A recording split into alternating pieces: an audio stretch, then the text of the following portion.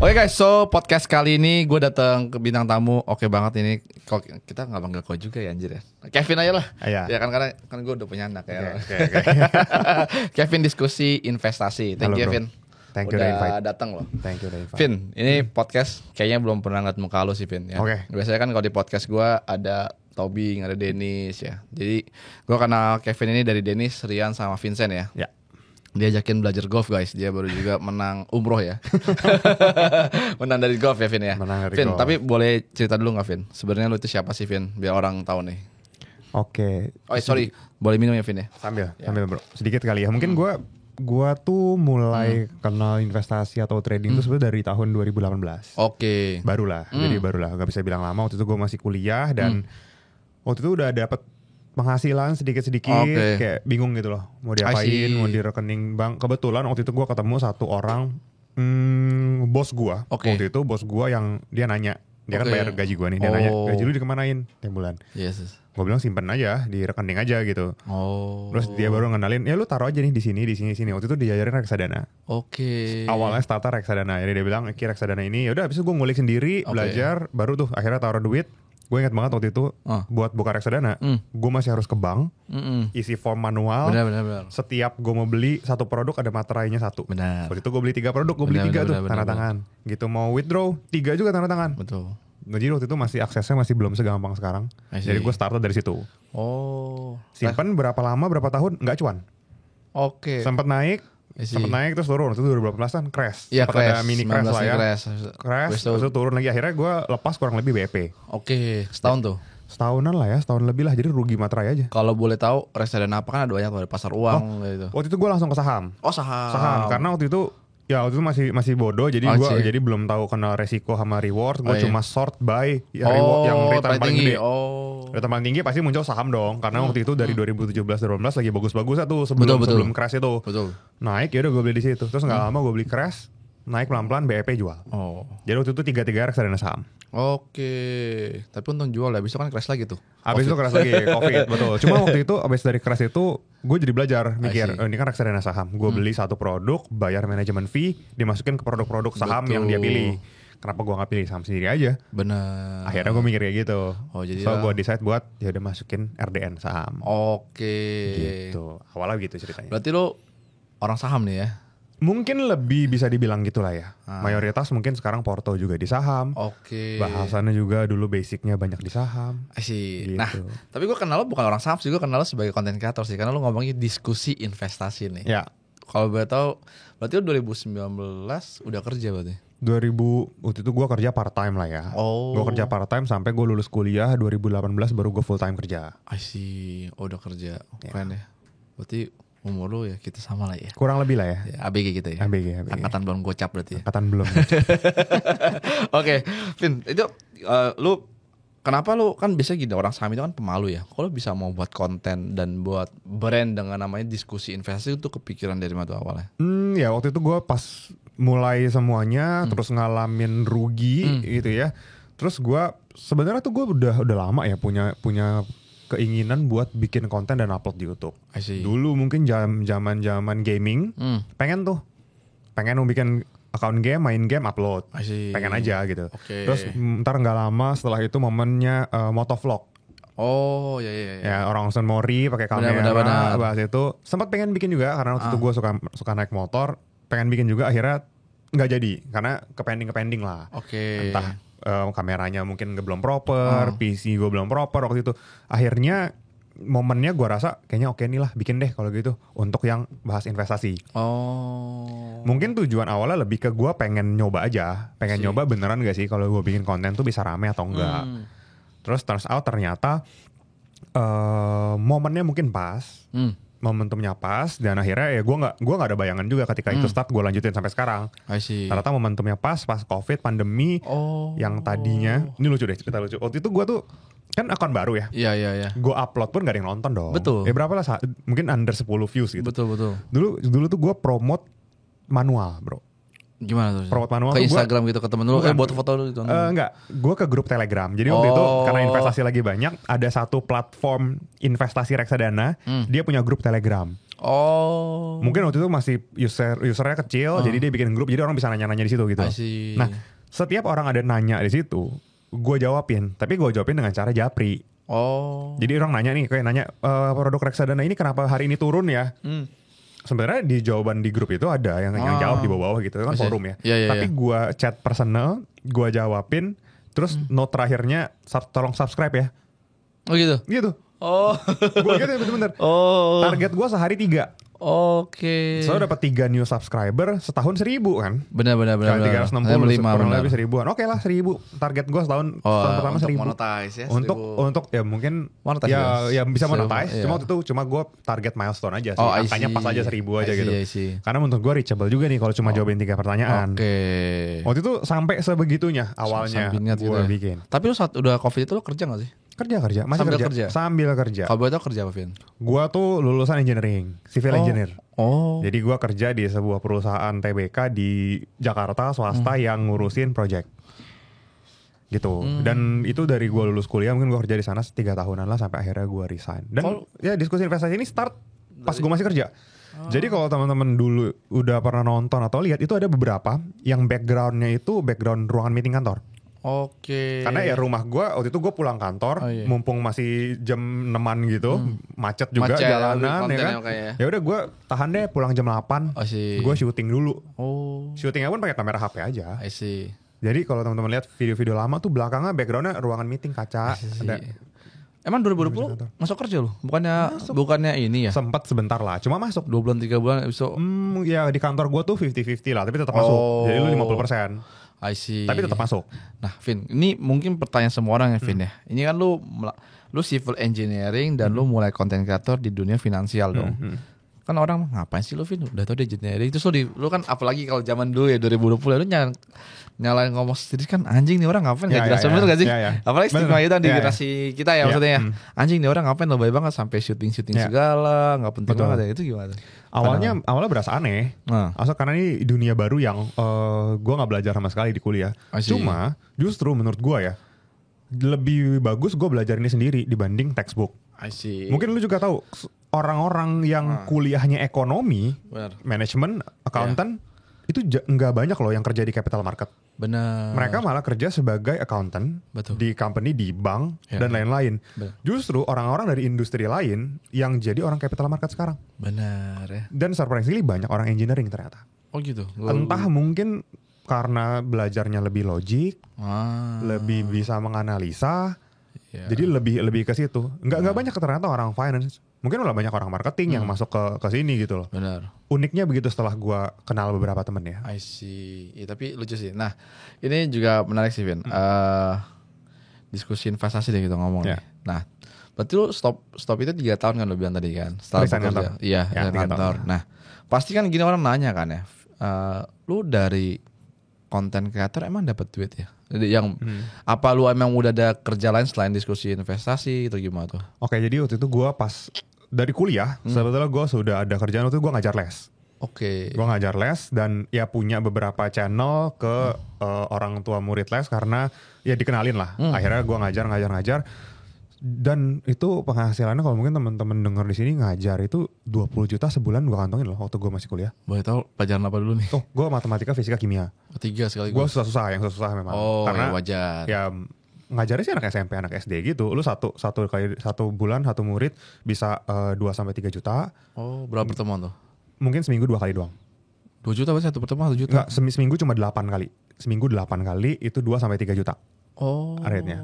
Dan gue ngajarnya bukan dia doang, adeknya juga ngajar. Oh iya banyak, jadi banyak. Mini grup gitu ya? Mini grup, jadi satu rumah itu gue bisa dapat 6 juta. 6 juta, terus gue ngajar bener-bener full. Bisa 20 juta. Itu MR 3 jutaan loh. Bener. 2000 itu segitu, belum 4 juta ya. Cuma mungkin waktu main lu gak bisa aja. Gue selesai kuliah jam 4, harus langsung berangkat ngajar sampai jam 8. Selesai. Ya gitu terus saya setiap hari, weekendnya gue ngajar. Nah, cuma karena itu gue jadi punya modal buat gue invest atau trading. Nah ini menarik sih, Fir. Kan kalau orang nggak punya modal, kayak modal lu, gue misalnya dapat 20 juta nih sebulan, gue tabung 15 juta, itu ya expense gue itu udah cuma bayar kosan 15 juta, setahun lu 180, 2 tahun 360. Betul. Pasti minat belajarnya beda sama yang lu cuma punya modal 50 juta. Betul. Kalau 50 juta ngapain dive in banget? Bener, Tapi kalau menurut lu duit itu gede, yes. waktu itu gede ya buat Ya gue gede ya. lah, itu gede banget. Gue masih baru kuliah punya Masih duit dapat 300 CRV juta iya masih dapat CRV. Sekarang saya bilang 100 juta. Iya.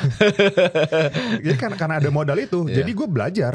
Jadi buahnya adalah sekarang ini mungkin gue ngerti karena dulu gue belajar dalam I see. tentang pasar modal. Nah, Vin, ini ini kita back mundur dulu ya. Boleh. Turn back ya. Umur 20 ya. Lu kok kepikiran sih kayak lu mau kerja, apalagi kan saat itu ya rata-rata kalau nggak salah di kalangan itu kan saat-saat masa-masanya orang clubbing ya nggak sih? Terus Betul. have fun, hahaha, kenapa lu decide buat cari duit? Itu apa sih motivasi lu sebenarnya? Motivasi ya, motivasinya tuh karena ketika gue belanja pakai duit gue sendiri, itu bebas mau gue apain. Ah, itu motivasinya. Itu motivasinya. Karena gue lihat teman gue oke, dia mau pergi clubbing gak dikasih duit ya jadi nggak berangkat. Nggak PT biasanya mau jajan. Ya PT. Cuma kalau gue kan terserah gue nggak perlu izin. Duit gue kan. Benar. Terus gue pindah kosan, gue mau kosan gue bosan di sini, gue pindah ke situ gue bayar sendiri loh. Benar. Jadi gue punya kuasa sendiri Flexibility, untuk gue nentuin apa yang gue mau dengan gue cari duit sendiri. I see. Walaupun pengorbanannya adalah ya waktu mainnya mungkin berkurang. Benar. Cuma worth it lah menurut gue cuma ngajar jam 4 sampai jam 8. Abis itu masih bisa main sama teman-teman gue. Tau gue ngekos juga kan. Iya, Jadi di lebih kos-kosan fleksibel lebih enak ya. kos-kosan. I see. Motivasinya itu. Jadi ketika kayak lu pegang duit sendiri, keringat sendiri, lu lebih enak spending ya, lu lebih bangga juga pas Lebih spendingnya. bangga ya. Lalu lu pilih juga lebih leluasa. Benar. Tapi ngerasa gak sih lu kayak hidup ini gak adil anjay. Di mana lu udah bekerja mungkin yang hahaha itu orang kaya terus lebih kaya daripada lu. Nah itu lu gimana tuh? Anjing gue susah kerja di setengah mampus tapi dia mah enak banget ditinggal gitu. Pernah ngerasa gitu gak? Pasti ya dong. Pernah. Ya kan? Tapi gue udah ngerti dari dulu bahwa emang nggak adil. Emang dunia ini nggak adil, emang nggak pernah adil. Dari awal kita lahir kita nggak bisa milih di keluarga manapun, itu sebenarnya udah nggak adil. Betul. Ada orang yang mungkin cacat, dia juga nggak milih cacat, Betul. dia nggak situ ya emang nggak adil. Cuma ya gimana kita deal sama sisanya aja menurut gue. Gimana? Ya cari keadilan sendiri aja sih menurut gue. Gitu. Iya. Berarti gak peduli perhatian orang kaya tuh ya? Nggak perlu diperhatiin orang lain. Ya mungkin awalnya ada ngelihat kayak gitu kok enak banget gitu. Iya. Cuma terus apa? Oh. Terus pikir terus mau apa kalau lu udah kayak gitu? Lu nggak bikin apa-apa juga kan? Salah lu juga berarti kalau lu nggak bikin apa-apa. I see. Sekarang kan lu make sure anak lu bisa kayak gitu aja. Betul. Gitu kalau gua sih mikirnya. Surviving-nya ya, lebih Surviving-nya. mentalnya. Nah ini juga nanya lagi, banyak orang mungkin yang nonton ini kan sekarang lumayan lah video YouTube kan lumayan. Iya, dilihat banyak. ya. Keren lah. Enggak, masih belajar lah ini kan. Cuman tentang kehidupan aja. Lu kepikiran nih ya. Orang kan bisa udah kerja nih. Lu masih mau konten gitu kan. Emang apalagi 2020 ya. Ini jujur ya 2020 masa konten itu kan kayak anjing ini advertising aja gagal semua kayak gitu. Pertanyaan yang bagus nih. Jadi, Sorry ya ini gue potong. Lu milih konten. Kenapa? Padahal kan di saat itu ya. 2020 itu kan lagi booming-boomingnya satu asuransi ya. Makanya gue masuk asuransi ya. Kedua bisnis yang AFC, yang SOP itu. Ketiga bisnis 1% buat trading. Bener gak? Kenapa lu konten coba itu? Uniknya waktu itu pas gue lulus. Gue udah ngerasain waktu gue ngajar dari kuliah, gue sebulan dapat 20 juta. Terus tiba-tiba gue lulus kuliah dan fresh grad, cuma dapat gaji 8 juta. Oh, gede dong saat itu mah. Waktu itu gede, cuma gue bandingin sama duit gue yang ngajar dapet. dong. Iya. Dengan gue cuma ngajar 4 jam sehari, yang sore. Terus pas ngajar juga santai ya. Namanya ngajar nggak terlalu pressure gitu kan, ngajar buat santai. Dengan load kerjaan yang santai, 4 jam dapetnya 2 kali lipat lebih banyak. Iya 2,5. Tapi ya paginya gue mau ngapain, gue pikir gitu kan. Paginya gue ngapain nih kalau sore doang gue ngajar. Sebenarnya gue udah gak mau kerja waktu itu. Ya ngajar aja kalau gitu. Cuma paginya gue ngapain? Kayak gak ada kegiatan aja gitu loh. Kayak dari pagi terus gue harus berangkat sore. Ya udah akhirnya yaudahlah cobalah kerja pakai applied teknik gue yang gue belajar di kuliah. Walaupun dapetnya nggak gitu gede. Ya cuma ya kita belajar lah politik kantor, gimana ngadepin orang. Gue rasa itu ya bukan berarti gue kerja itu gue nggak belajar apa ya. Belajar juga. Cuma memang penghasilannya tidak sebesar itu. Nah terus gue jalanin kan bareng konten nih. Betul. Dulu tuh gue konten benar pulang kantor masih ngajar, pulang ngajar bikin skrip. Bikin skrip buat besoknya syuting. Betul. Kalau gue lagi libur ngajar gitu. Betul. Syuting.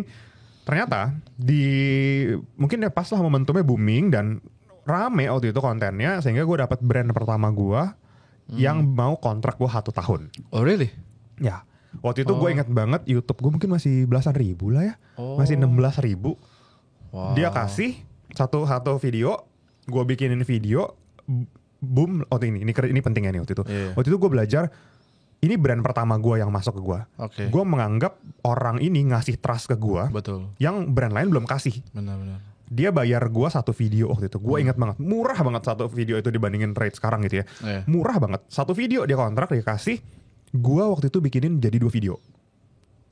Oke. Gue bikinin jadi 2 video dengan topik yang sama, cuma karena kepanjangan gue split. I see. Yang mereka harusnya Bayar double. Harusnya bayar double dan gue nggak minta. Lo kasih bonus. Ya udahlah, gue pikir ya udah ini emang gue bikinnya tutorialnya lengkap. Betul. Jadi emang perlu panjang. Udahlah nggak apa-apa, gue split 2, lu nggak usah bayar. I see. Ya gue berusaha walaupun nominal kecil bikin yang bagus. Kasih ekspektasi melebihi ekspektasi mereka. Mereka bilang target 10.000 views ya. Oh gitu. Target 10.000 views. Targetnya? Ya dia bilang. Pakai target atau enggak usah? apa? Organik. Pakai apa? Lu pakai enggak organik. House organik. Organik. Target 10.000. Kalau enggak hit gimana? Kalau enggak hit mungkin dia enggak bakal propose kontrak selanjutnya. Oh. Dia bilang kita mau coba dulu. Karena kan gue masih baru banget. Iya. Even waktu itu Instagram gue belum jalan, masih mungkin baru 800 kali gitu. Gue jalanin YouTube dulu. Dia lihat konten pertama gue jadain seminggu. Konten pertama gue itu 40.000. Oke. Konten kedua itu sekitar 20 ribuan waktu itu. Terus dia kasih gue kontrak setahun. Dengan rate yang jauh lebih besar dibanding gaji gue bulanan. Sorry, gue mulai dulu. Murah lu untuk yang video pertama itu di kisaran berapa sih? Kan udah lewat ya? 6 juta. Satu video? Waktu itu rate 6 juta. YouTube. Oh. Begini. Itu brand pertama gue. Jadi gue bener-bener no idea. Iya. Rate card gimana ngitungnya. I see. Gimana cara ngitung. Gue cuma pikir, ya udahlah ini kan kerja gue bentar doang. Ya gue deket-deketin ke gaji bulanan gue lah. Waktu itu gue propose 8 ditawar 6. Oh. Gue pikir ya udah 1 bulan deh, 1 video nih gaji 8 juta ditawarin 6 juta. Oh jadi kontraknya sebulan 1 video? Waktu itu yang video pertama doang. Oh. Ini video pertama. Terus setelahnya kontrak 1 tahunnya itu kita adjust, kita obrolin paket lah. Jadi paket 1 tahunnya sekian. Dan di momen itulah baru gue sadar, oke, ini video gue bikin cuma 2 hari loh. Iya, bisa bikin skrip, ketik, itu pun gak 8 jam loh bikinnya. Bikin ketik bentar, paling 2 jam, selesai, tek gue keep, syuting 2 jam. Editing gue masih ngedit sendiri. Editing kerja cuma 2 hari kerja, anggaplah 16 jam lah gue bikin. 2 hari kerja dengan gaji 1 bulan kerja gue di sana. Jadi sekarang gue punya reason untuk resign. Jadi pagi gue ada kegiatan. Kalau tadi kan gue nyari pagi gue ngapain ya, ngajar sore. I see. Nah jadi kalau udah dapat kayak gitu, lu jadi trade off waktu lu jadi menang banyak dong. Daripada lu kerja 20 hari kerja kantor, lu cuma kerja 2 hari 10% aja. Sisanya lu bisa ya olahraga kayak ngapain atau bikin video lagi aja. I see. Itu yang gue jadikan pertimbangan. Oh gue bisa saving waktu banyak nih dengan bikin konten dibanding kantor. Itulah momentum gue. Oke, gue resign dan gue fokusin di sini. Karena waktu itu udah aman, udah ada kontrak setahun. At least setahun ke depan ya sama aja sama duit kantor gue. Walaupun gue dapat ngajar udah lebih gede dari itu. Udah. Hobi ya dia. Jadi hobi. Berarti lu surfing kau 3 ya, dari kerja, dari konten sama ngajar itu ya. Betul, waktu itu begitu. I see. Nah ini juga pertanyaan menarik nih. Kan lu jago deh. Gue liat kan subscriber YouTube lu gede banget nih. Sekarang kan. Nggak, ini buat tips gue masih kecil banget, gue masih 3 ribuan. Tapi gue liat lu kan, gue juga sambil belajar. Jadi Kevin ini orang yang paling konsisten ya, karena waktu itu kita ada acara ya. Ada acara di Bali, pas malam gue ajak clubbing. Sorry, gue ngonten dulu. Ya betul, waktu itu deadline. Soalnya gue mau nagih itu. Deadline kan kasih. Nah, ini gue nanya, ini kan 10 subscriber. Lo ada tips gak sih kayak orang nih yang misalkan baru mulai konten nih supaya oke lah kalau orang sekarang nih mau konten ya, masih possible gak sih? Dan terus how to-nya itu apa sih? Kita apakah dulu, kan kalau dulu kan lo harus konsisten tiap hari, apakah kan sekarang menurut gue zamannya beda ya. Dengan algoritma yang Instagram juga menurut gue jauh banget nih sekarang, beda banget kan. Gimana sih, ada tips gak lo? Oke, tips gue adalah misalnya orang baru mau start dan kalau ditanya apakah sekarang masih bisa atau enggak, menurut gue masih bisa. Cuma sebelum lu dive in bikin satu konten, lu harus research marketnya oke atau enggak di industri itu. Oke, sedikit cerita, gue ada bikin konten juga buat golf gue. Ya gue suka main dan gue suka rekam juga. Ya udah iseng aja lah. Gue bikin awalnya begitu pakai akun pribadi gue. Ternyata lumayan rame. Ternyata industri itu tidak semenarik industri finance kalau lu sebagai content creator. Kenapa? Karena industrinya kurang support, tidak terbiasa membayar orang dengan cash. Biasanya barter. Oh, kalau barang ya. Barang. Gitu, ya karena barang golf mungkin mahal. Oke, lu bikin konten, lu dikasih barang value 20 juta, 30 juta. Cuma Oke lah 1 kali gue dapet. Kalau 2 kali 3 brand 4 brand gue buat apa stick banyak-banyak di rumah gue. Betul. Baju juga buat apa punya baju 100 juga. Betul. Pakai cuma salah. Pakai itu aja juga kan. Betul. Industrinya kurang support kalau lu sebagai content creator di sana. Oh. Yang apa yang gue alami ya, Iya, ini iya, ya. iya, iya. Mungkin teman-teman bisa beda. Cuma apa yang gue alami gue jalanin 2 tahun jauh lebih enak bikin konten di finance. I see. Karena mereka tahu bahwa itu adalah hal yang normal untuk membayar lu dengan rate card, dengan I see. uang. Oke. Kalau lu mau jadi bidang lain, make sure industrinya sudah cukup mature untuk bayar yang namanya kreator. Oke, kalau lu bikin makanan, mungkin makanan bisa sekarang. Mungkin makanan bagus loh sekarang. Iya, iya. Industrinya. Dapat di endorse buat Endorse dapat, mukbang dapat, fee-nya juga ada. Iya, iya. Terus lu dapat ilmu lu bisa bikin brand makanan. Betul. Gitu. Cuma saingannya banyak aja. Yes. Sama kot makan aja ya. Sama kot makan aja. ya lu mesti analisanya dari industrinya sama saingannya. Oke. Lalu bikin industrinya lah. Kalau misalkan industri menurut lu finance ini masih bisa lu lawan-lawan yang udah gede, ya silakan. I see. Cuma kalau enggak, ya menurut gua agak susah. Kecuali lu punya ya unique selling Skill point baru sendiri ya, aja. I see. Gitu lu harus analis tergantung. Jadi jawaban gua tergantung industrinya. Oke. Nah ini penting sih. Kalau oke lah, let's say orang mungkin baru awal-awal banget nih. Ya. Ya lu kan itu kan kebetulan video lu dilirik brand kan. Ya. Nah untuk orang yang pemula nih buat dia cari brand ya, terus kasih red card nih. Orang kan bingung kan red card itu berapa? Ya. Kalau gua kasih tembak 2.000 kemurahan takutnya Ya, kan. Terus malah betul. brandnya makin gue pikir terus Ya, terus ya. dikontrak di awal kan. Betul. Padahal di tempatnya mungkin dia bisa 1 juta 2 juta. Ya. Itu gimana? Cara mungkin konten kreator awal bisa menghargai dirinya dari red card itu gimana cara ngitung sesuai pengalaman lu? Oke, ini kalau gue yang gue lakukan dan gue tanya-tanya beberapa teman adalah lu harus hitung berapa waktu kerja yang dipakai untuk bikin konten itu. I see. Oke, let's say lu bikin 1 reels. Oke. 1 reels dengan scripting, cari ide gitu ya. Terus lu shooting, lu edit. Anggaplah 4 jam. 4 jam nih, 1 jam cari ide, ngetik skrip. 1,5 jam shooting, lain-lain error, 1,5 jam ngedit. Dan selesai. Berarti lu pakai 4 jam. 4 jam itu adalah setengah hari kerja. Oke. Nah, lu menghargai dengan kemampuan lu layak dibayar berapa per bulan? Let's say, anggap ya lu ya. Anggaplah kalau lu ngantor nih, gaji lu minta 100 juta. Anggap. Terus lu bakal kerja 20 hari dong. Janganlah realis aja. Misal UMR Jakarta 7 juta sekarang. Oh, UMR Jakarta 7 juta. Iya. 10 deh, boleh gak? 10? Ya, 10 ya, 10 ya. Anggap 10 juta biar gampang itu kan. Yes. 10 juta berarti lu akan kerja 20 hari. Betul. 5 hari seminggu. Betul. Berarti bagi 20. Betul. Berarti 1 hari lu dapat 500.000. Betul. Oke, kalau lu kerja setengah hari, berarti harga konten 100.000. itu adalah 250 kan? Oh. Kan sehari 500. Iya sorry. Saya harus bagi 250.000. Benar. Berarti kalau lu menganggap value lu 10 juta, ya lu dapat lu 250.000 rate lu. Ya lu mau markup 20% kah, 30% kah? Itu terserah. Oh, itu cara ngitungnya, guys. Itu cara ngitungnya. Gue baru tahu. Nah, tapi value diri itu masing-masing lu tahu sendiri. Betul. Kalau menurut gua 10 juta kalau gua ditawarin besok, Vin, ini ada kerjaan, lu kerjanya di tempat gua gaji 10 juta. Gua nggak mau. Oh, karena sama value-nya. Karena bukan, maksudnya ya gua nggak value gua 10 juta sebulan. Kayak lu nih misalkan, lu mau emang 10 juta besok kerja mau full time gitu. Gak mau. Bantuin gua bikin script gitu 8 jam sehari 10 juta. Nggak mau kan? Lu hitung rate lu sendiri. Rate lu 100 juta. Ya nggak apa-apa kalau lu menghargai 100 juta itu nggak ada masalah, itu nggak pernah ada angka. Yang nggak ada yang benar ya. Nggak ada yang salah, nggak ada yang benar karena lu tahu value diri lu berapa kan. Betul. Oke, anggaplah lu 100 juta berarti bagi 20 berarti sehari lu 5 juta. Anggap gitu ya. 5 juta ya udah berarti konten itu harga modal ya. Harga modal 2,5 juta kalau lu 100 juta. Iya. Gitu. Makanya dan waktu konten juga bikinnya bisa macam-macam. Ada mungkin orang yang jago 1 jam beres. Iya. Yang jago ngoceh nggak retake. Betul. Ada yang lama nulis skrip sehari. Konten kerja jadi 2 hari. Sama mungkin nyewa orang juga kan, orang. Iya. Gitu. Kalau gue cara ngitungnya gitu. Ya lu yang memvalue diri lu sendiri, lu hitung berapa jam. Ini menarik. Gue baru tahu sih. Ya, itu jadi fair. Jadi gue tahu bisa membayar orang berapa. Ya. Thank you. Yep. Ini insight buat I see. Jadi gitu guys. Jadi buat kalian yang mungkin mau belajar jadi content creator, ya tinggal aja kan harga diri kalian berapa, tinggal dibagi jumlah kerja kalian, terus terserah. Cara untuk melakukan konten berapa? Wah, nice banget sih. Itu kalau ngedit sendiri loh. Iya. Kalau bayar editor, Ya, tambahin aja lah berapa persen lah ya. Silakan. Ya, OPEX-nya berapa ya, operational cost-nya. Ya. Oke, nah ini yang masuk yang penting nih, diskusi investasi asik.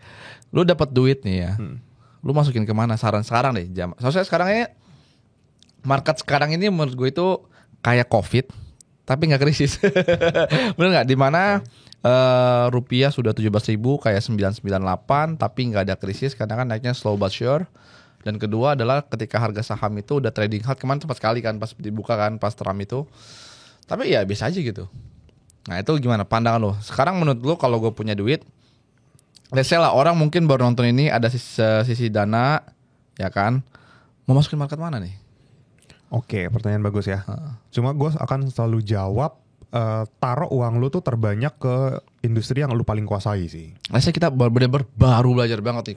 Atau anggap gue deh, atau kayak lu nih. Gue boleh gak? Ya kayak lu baru bos lu nih uang termana kan lu dikasih tau, oh gue kesana aja gitu. Oke, gue ya. Ya. Kalau gue saat ini misalkan gue dapat, ini ngomongin gue dengan knowledge yang gue punya saat ini, gue alokasi masih besar di saham. I see. Mungkin 60%. Oke. 60 lalu 40% sisanya di kripto. Dan dari 40% ini itu lebih dari setengahnya juga hanya di Bitcoin. I see. Sebetulnya ya sisa-sisanya sedikit-sedikit ya untuk trading. Jadi menurut gua nggak terlalu efek lah ya. I see. Seandainya naik turun. Jadi itu alokasi gua. Itu alokasi gua. Nah, kenapa gua pilih lebih besar di saham? Karena gua personally merasa gua lebih ngerti di saham. Marketnya lokal. Gua trading di saham Indonesia, investasi saham Indonesia. Gue lebih bisa dapat informasi dengan apa yang gue perlukan untuk analisa tuh lebih lengkap. I see. Jadi gue lebih percaya diri untuk taruh mostly di saham. Oke. Nah kalau lu lihat marketnya sekarang bagus atau tidak, menurut gue nggak bilang bagus. Tapi gue nggak bilang Indonesia jelek juga sebetulnya. Oke, tapi jeleknya ini sebenarnya bukan baru tahun ini. Turunnya kan udah dari tahun lalu. Betul. Sepinya udah dari 2022. Betul. Nah, kata kuncinya tuh sebetulnya market yang sepi ini bikin likuiditas tuh nggak ada. Betul. Masih. Asing keluar. Asing keluar bukan karena Indonesia jelek loh. Yes. Asing keluar karena nggak ada likuiditas. Iya. Karena COVID investor, COVID trader udah pada nggak ada. Betul. Sisa yang lama-lama gitu ya. Dan mungkin mostly dari mereka nyangkut, mereka nggak geser-geser juga dananya. Jadi aja ya. Ini liquidity problem sebetulnya di Indonesia ini. Oke. Bukan suatu hal yang perlu kita khawatirkan kalau kita ngomongin fundamental. Cuma apakah asing keluar? Yes, asing keluar. Cuma reasonnya adalah liquidity. Nah, cuma gue personally karena gue masih menempatkan duit gue banyak di sini, gue masih look up to, gue pegang barang yang bagus, yang nanti one day ketika liquidity baliknya akan ke barang-barang yang gue pegang. Jadi gue usahakan itu. Jadi kalau balik lagi pertanyaan lu, gue taruh duit di mana? Gue taruh duit banyak di saham, karena itu yang paling gue ngerti dan yang paling gue percaya untuk nantinya one day dia bakal recover. I see. Nah, oke, lu banyak di saham. Nah, sekarang kita beda dulu nih. Kalau orang lah, anggaplah pemula edukasi, yaudah kok. Tadi gue udah nggak cerita lu kan, lu rugi di reksadana. Orang, lu udah nggak rekomendasi orang ke reksadana saham dong, mendingan sendiri dong. Ya. Nah, orang nanya, yaudah kok. Jadi ibaratkan nih, gue kerja sama lu bosnya nih ya kan. Saham apa nih kok yang menurut lu oke nih buat gue taruh sisin gaji yang aman dan tenang gitu. Ada rekaman nggak? Ingat, bukan ajakan. Ya, disclaimer dulu nanti ya. Gue ya pasti disclaimer. Ya. Tapi gue rasa pas video ini dirilis terus lu pada nonton, mungkin harga udah naik ya. Nonton 2 tahun 3 tahun setelahnya ya udah nggak relevan lagi juga. Iya betul. Nah, ini menurut gue adalah barang-barang yang paling bagus tuh cuma barang yang dapat inflow. I see. Jadi lu harus ngelihat barang itu dapat inflow atau tidak dan reasonnya apa. Oke, contoh karena lu tadi minta request. Oke, gue sebut saham. Iya, satu aja satu. Mungkin saat ini gue seandainya orang-orang masih nanya kayak gitu ke gue berasumsi mereka belum ngerti banget. Betul. Jadi gue tidak akan merekomendasikan saham-saham yang komoditi harus tektokan, konglomerasi yang harus tahu keluar masuk. Nggak ada waktu juga, dia cuma tahu kerja, simpan duit. Betul. Ya udah kalian masuk di banking. Oke. Tapi dengan gue nyebut banking, orang kan jadi aduh banking lagi. Iya, Banking mah gampang banget semua. Bener. Gue juga udah ini. Cuma gini, lu kan nanya nih ya, orangnya kan nggak tahu nih. Benar. Lu nggak tahu juga kenapa gue bilang banking kan? Iya. Nah, karena menurut gue gini, kita nggak bisa bilang negara ini tuh ketika likuiditas masuknya tuh semua akan ke banking duluan.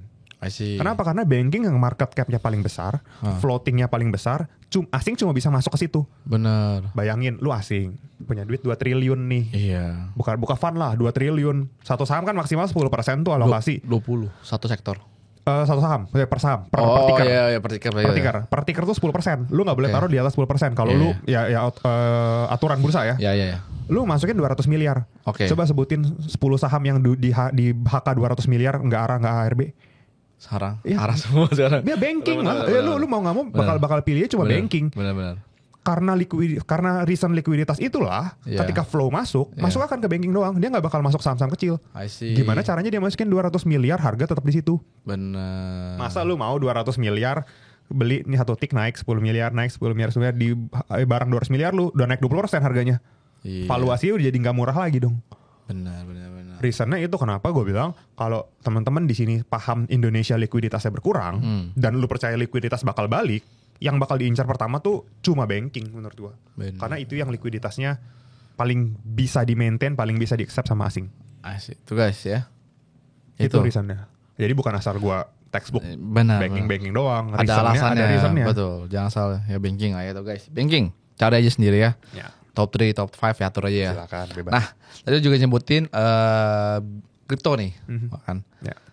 Kripto ini kan agak-agak unik ya, Vin ya sebenarnya. Karena orang bilang bull run is over, Vin. Bener gak sih? Tahun ini adalah bull run is over, dimana kemarin ya stuck lah ya BTC ya. Terus sekarang udah mulai naik lagi sekitar 90 ribuan.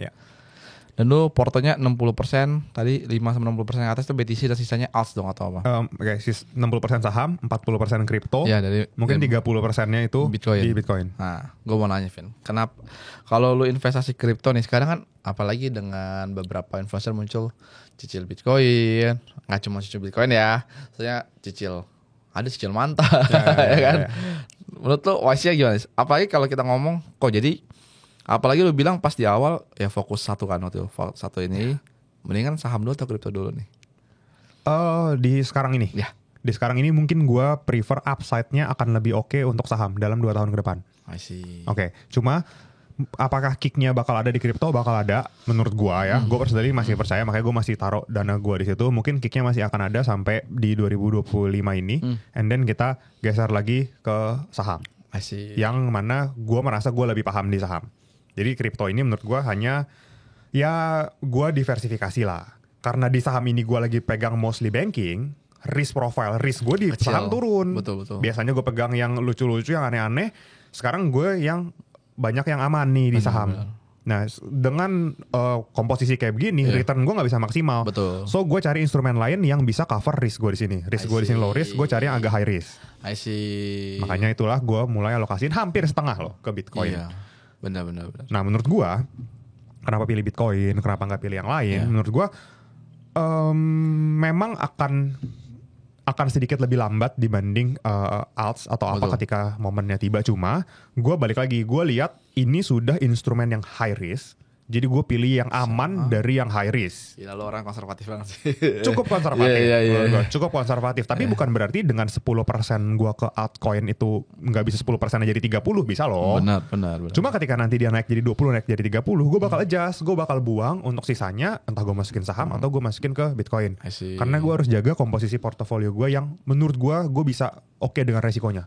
Benar. I see. Karena sana gini, menurut gue belajar sama teman-teman, sama lu juga, sama beberapa teman-teman, gue bilang, oke, dari semuanya tuh hampir berpendapat bahwa alt season apakah akan terjadi lagi, mungkin, tapi tidak akan seheboh waktu 2021. Jadi lu nggak bisa expect dulu Matic naiknya kayak dulu, berapa X ya? Ya, sampai berapa X. Sekarang mungkin nggak bisa. Kenapa? Karena terlalu banyak barang. Likuiditas segitu-segitu aja. Balik lagi liquidity. Ini bukan liquidity saham aja kita ngomong. Kripto juga likuiditas segitu-segitu aja.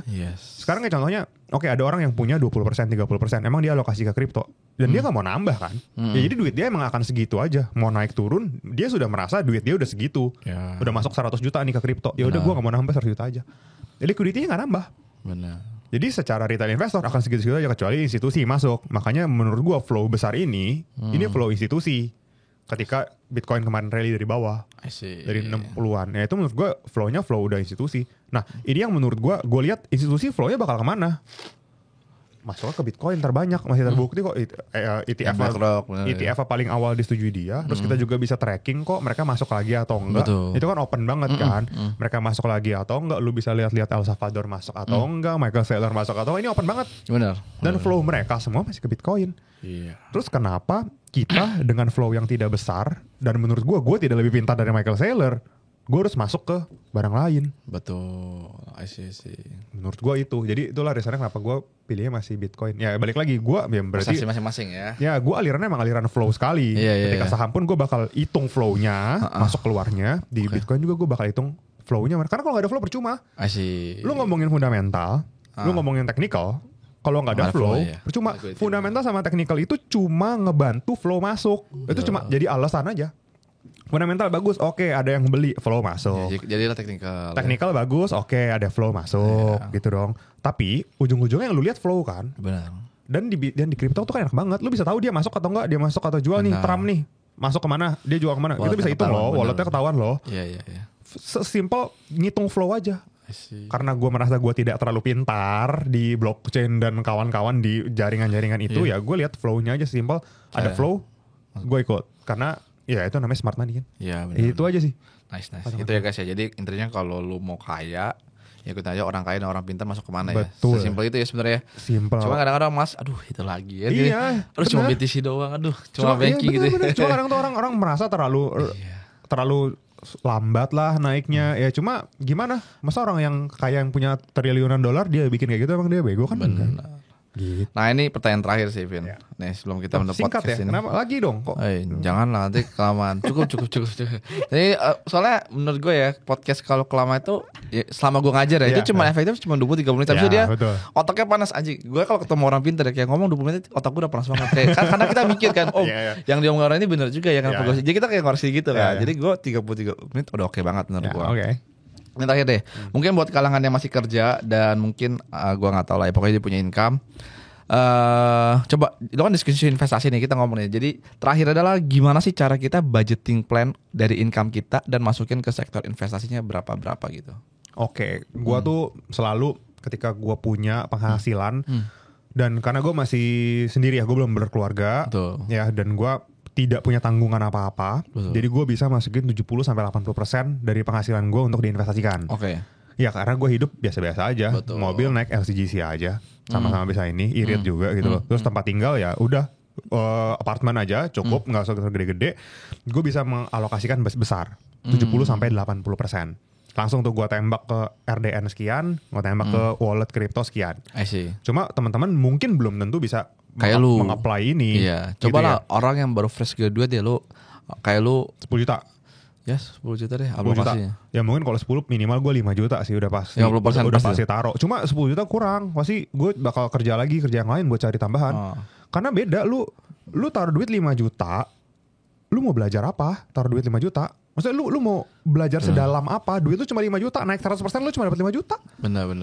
Lu gak bakalan deep dive banget sampai Build habitnya pelajari. dulu. Ya kalau build habit oke lah. Ya boleh lah kalau build habit sambil lu kerja, lu taruh ini, ya lu pelajarin. Oke. Sambil lu belajar. Cuma beda, menurut gue beda, gak bisa. Menurut gue susah.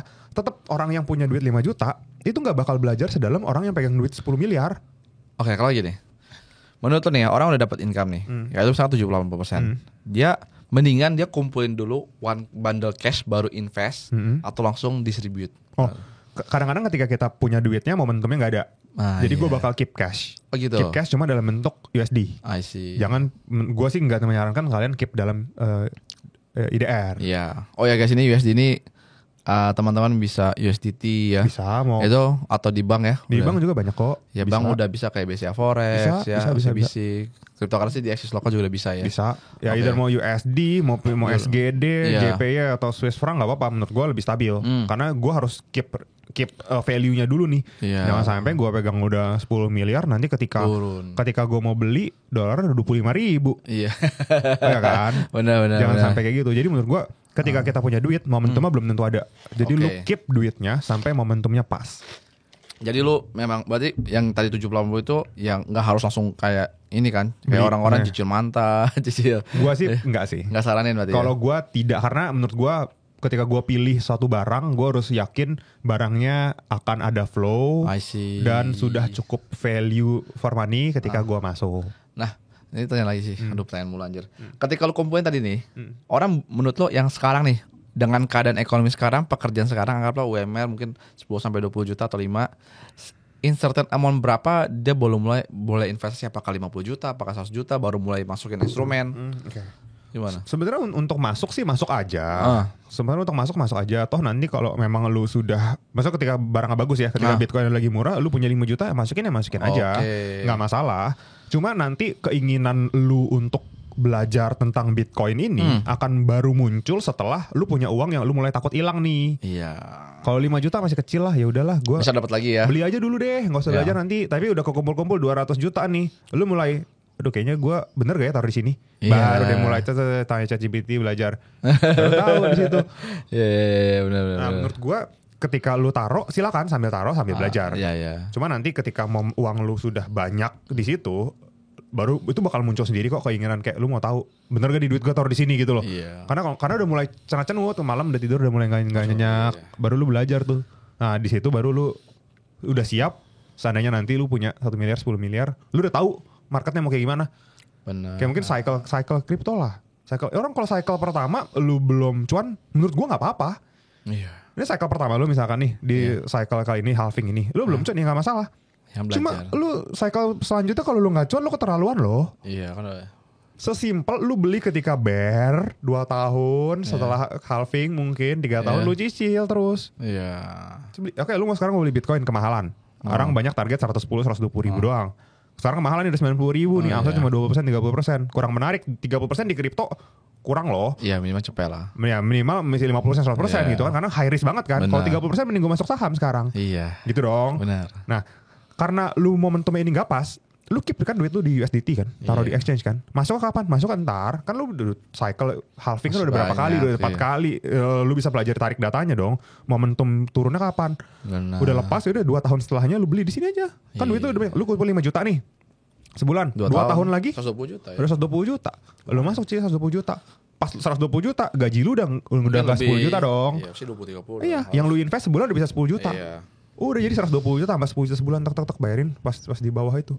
Kan momentumnya itu aja sebenarnya. Cuma momentum Prime doang lah. sebenarnya ya. Sebenarnya momentum. Cuma lu orang kadang nggak sabar aja. Lu lihat market mana naik lu hajar. Gak bisa. Benar. Ya karena ini udah cycle kedua gua. Oh kedua ya? Ini kedua. Waktu itu Gua baru pertama. Lu pertama. Iya. Allah. Dia ini adalah satu sesi Nakamoto. Jauh-jauh Gitu. Kalau menurut gua ya kalau gua tahun ini gua nggak cuan ya gua keterlaluan juga. Iya. Menurut gua ya, benchmark gua gitu. Dan Yes. cycle ketiga gua harus cuan lebih banyak loh. Iya benar. Gitu menurut gua. Oke. Sip. Sip. Menarik ya guys. Jadi itulah ya. Jadi kalau buat kalian ya konklusi apa? Konklusi apa sih? Kesimpulan. Nah, kesimpulan ya guys. Kesimpulannya intinya kalau kalian masih kerja cari side hustle ya, jangan malu ya. Harus. Ya. Masih muda lah. Ini pertanyaan gue. Gak apa-apa. Orang nentuin side hustle malu gak sih? Apakah lu harus kayak yaudah gue apa aja deh? Aduh. Yang Lebih malu gak punya duit bro. yang penting duit ya. Iya, lebih malu gak punya duit daripada lu jadi dropshipper. Yes. Menurut gua cari duit sekarang kalau menurut gua ya, Yeah. kalau lu sampai nggak bisa cari duit tuh aneh banget sih. Karena udah terlalu gampang untuk banyak opportunity gitu untuk lu cari duit. Tapi sekarang Gen Z, aduh sorry, not my passion. Aja. Iya. Ya bener gak sih? Sekarang Ya, aja. gua susah kalau sorry nih not my passion, jadi I cannot do it. Enggak lah. Lu kalau udah dapat duit juga, ya itu passionnya juga di duit kok. Selalu passionnya adalah lu cari duitnya sih. Bener. Mau kerja apa juga kalau menurut gua. Oke. Sana aja. Intinya gitu ya. Kesimpulan kerja cari satu intinya adalah duit. Gak peduli pekerjaan lo apa. Tai lah passion ya. Yang penting ujung-ujung. Ingat guys. UUD. Ujung-ujungnya duit. Ujung-ujungnya duit. Itu aja. So podcast kali ini sama Kevin. Thank you so much. Thank you bro. Kira-kira siapa lagi? Undang Komen lagi. di bawah. Siap, tenang aja. Kita makan lagi. Bye-bye. Bye.